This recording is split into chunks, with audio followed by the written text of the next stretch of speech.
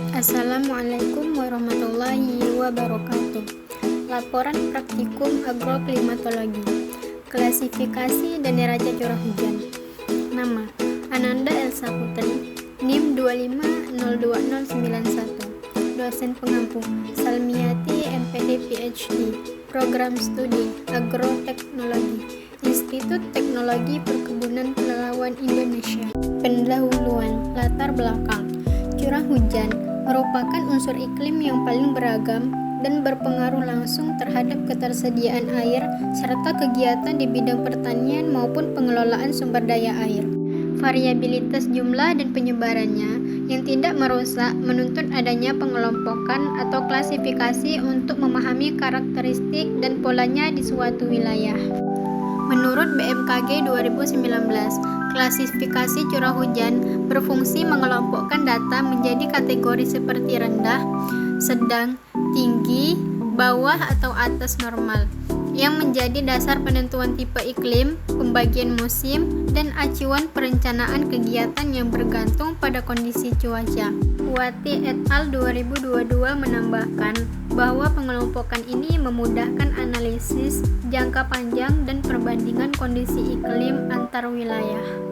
Selain diklasifikasikan, data curah hujan juga perlu dianalisis melalui neraca curah hujan untuk mengetahui keseimbangan antara jumlah air yang masuk dan yang hilang melalui penguapan, penyerapan tanah atau aliran permukaan. Suryanto dan Hidayat 2021 menjelaskan bahwa analisis ini penting untuk mengetahui kapan terjadi kelebihan air atau surplus atau kekurangan air defisit di wilayah tersebut.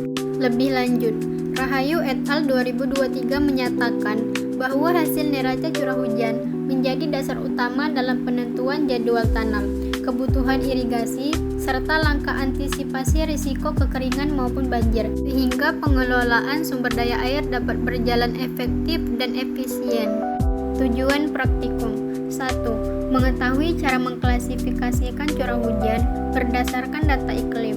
2. Menganalisis kondisi surplus dan defisit air melalui neraca curah hujan. Alat dan bahan yang digunakan yaitu laptop dan data curah hujan. Cara kerja yaitu menghitung data curah hujan dan membuat tabel. Hasil: tabel data curah hujan Jayapura 2015 sampai 2024. Tabel ini menyajikan data rata-rata curah hujan bulanan di wilayah Jayapura selama 10 tahun terakhir, mulai tahun 2015 hingga 2024 beserta nilai rata-rata jumlahnya. 1. Nilai rata-rata. Rata-rata curah hujan bulanan wilayah ini berkisar antara 198,5 mm hingga 268,5 mm. Angka ini menunjukkan curah hujan yang sangat tinggi dan melimpah sepanjang tahun. 2. Sebaran bulanan. Curah hujan tertinggi terjadi pada bulan Maret, April, November, dan Desember di atas 260 mm. Curah hujan terendah tetap tergolong tinggi terjadi pada bulan Agustus 198,5 mm, namun tidak ada bulan yang kering. 3. Karakteristik. Seluruh bulan memiliki nilai curah hujan di atas 100 mm. Artinya, seluruh bulan dalam setahun tergolong bulan basah. Hal ini menandakan wilayah Jayapura beriklim sangat basah dengan ketersediaan air yang melimpah sepanjang tahun. Sangat cocok untuk tanaman yang membutuhkan air tinggi. 1.2. Menentukan basah, lembab, dan kering. Tabel ini mengklasifikasikan bulan berdasarkan jumlah curah hujan rata-rata. 1. Seluruh bulan dari Januari hingga Desember dikategorikan bulan basah dengan curah hujan berkisar 218,5 sampai 268,5 mm.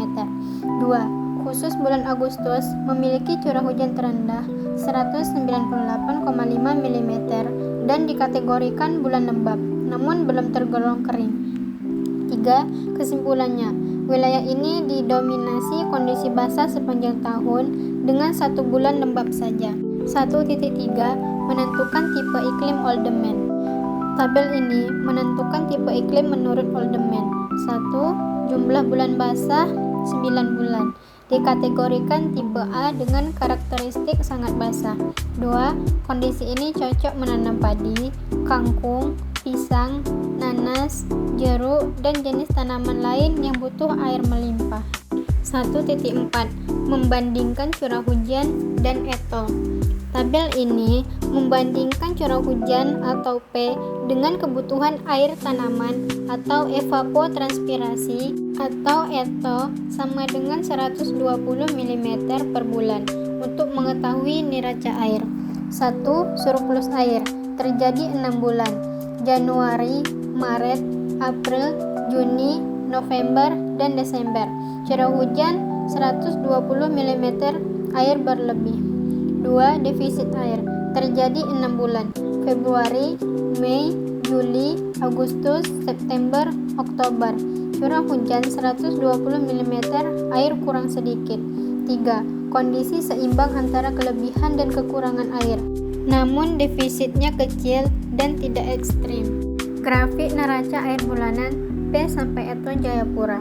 Grafik ini menunjukkan neraca air selisih curah hujan dikurangi kebutuhan air tiap bulan.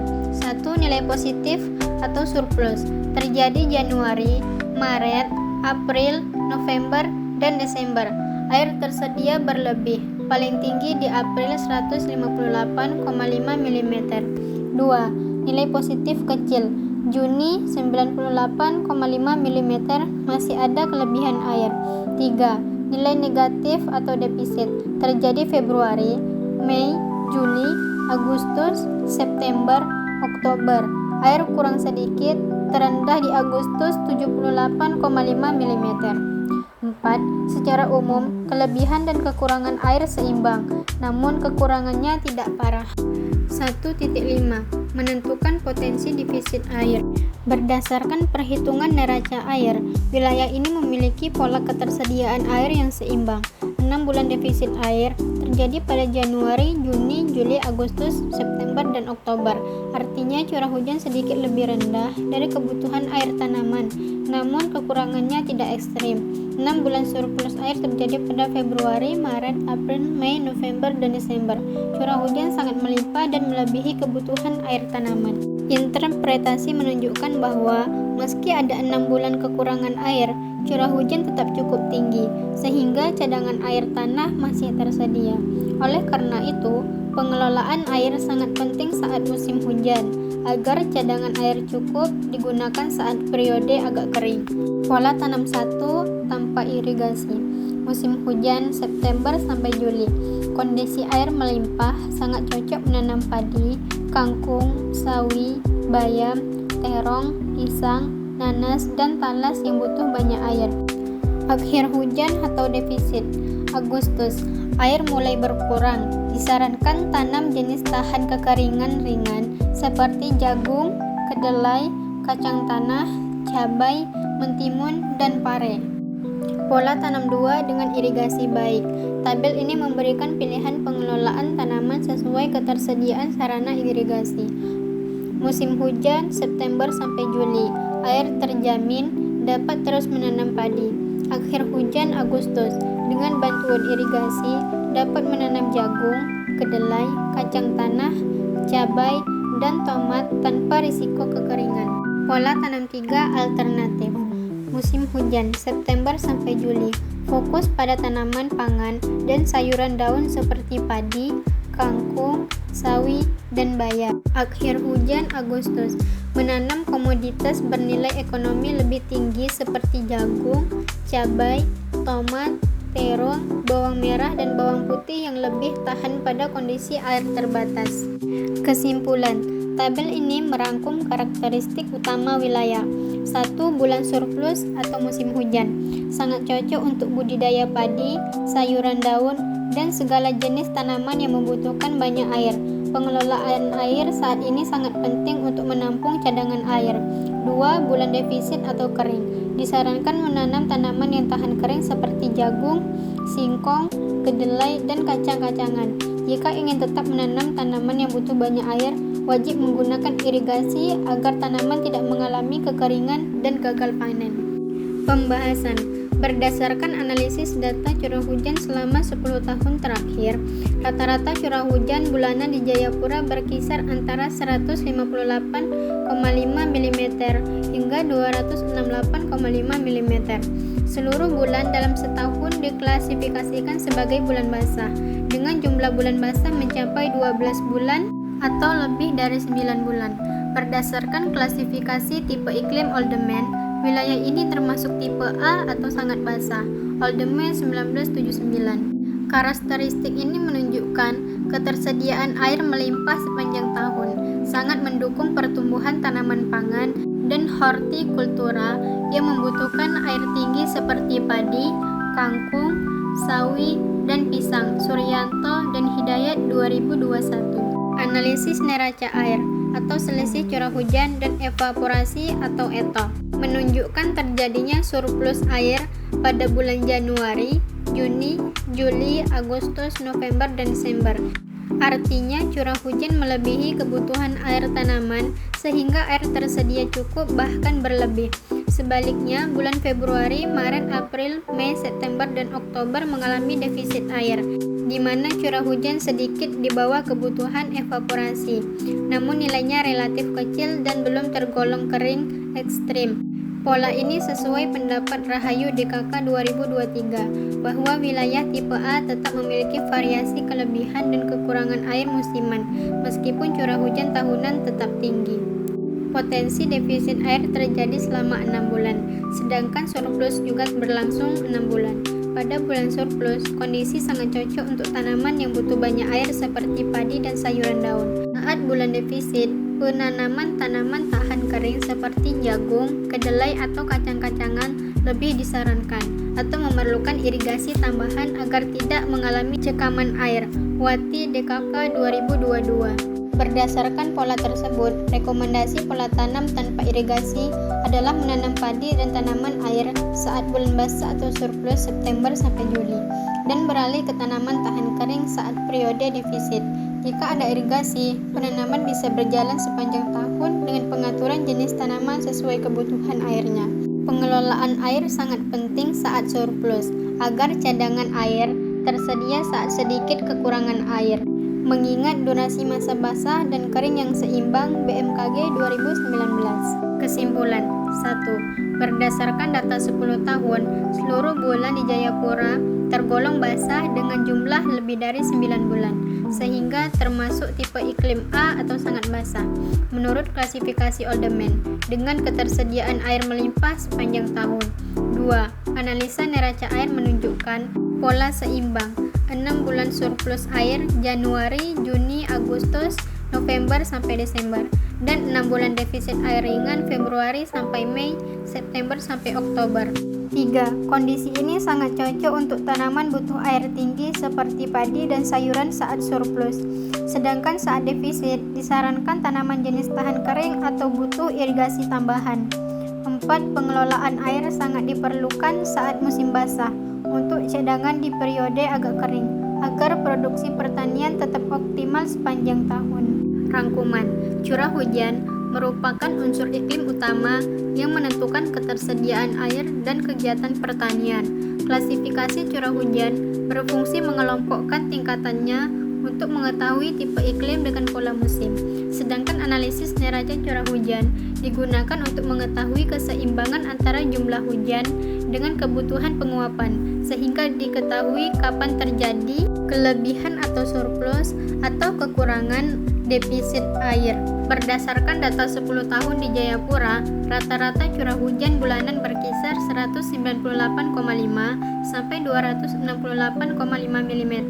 Seluruh bulan diklasifikasikan sebagai bulan basah, sehingga wilayah ini termasuk tipe iklim A atau sangat basah menurut Oldemman, dengan ketersediaan air melimpah sepanjang tahun. Hasil neraca air menunjukkan pola yang seimbang. 6 bulan mengalami surplus air Januari, Juni sampai Agustus, November sampai Desember, dan 6 bulan mengalami defisit air ringan Februari sampai Mei, September sampai Oktober. Kondisi ini sangat cocok untuk budidaya tanaman yang membutuhkan banyak air seperti padi, sayuran daun, dan pisang saat periode surplus. Pada saat defisit, disarankan menanam jenis tanaman tahan kering atau menggunakan irigasi tambahan agar tanaman tidak kekurangan air. Pengelolaan air sangat diperlukan saat musim basah sebagai cadangan di periode agak kering sehingga pertanian dapat berjalan optimal sepanjang tahun. Daftar Pustaka BMKG 2019, Pedoman Analisis dan Klasifikasi Curah Hujan, Jakarta, Badan Meteorologi, Klimatologi, dan Geofisika. Oldeman LR 1979, Analisis Iklim untuk Pertanian, Bogor, Pusat Penelitian Tanah dan Agroklimat.